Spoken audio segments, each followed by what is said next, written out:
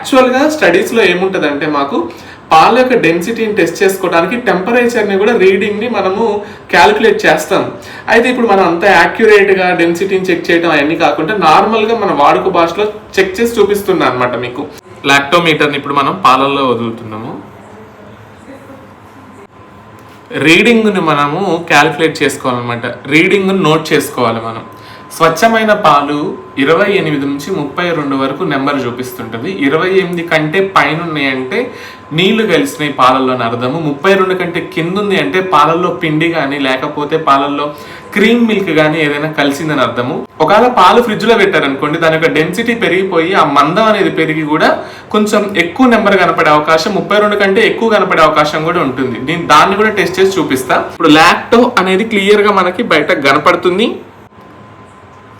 అయితే మనం ఒకసారి ఫ్రిడ్జ్ లో పెట్టిన పాలను కూడా చెక్ చేద్దాం. 0 కంప్లీట్ గా వాటర్ అని మనకి లాక్టోమీటర్ మునిగిపోయింది.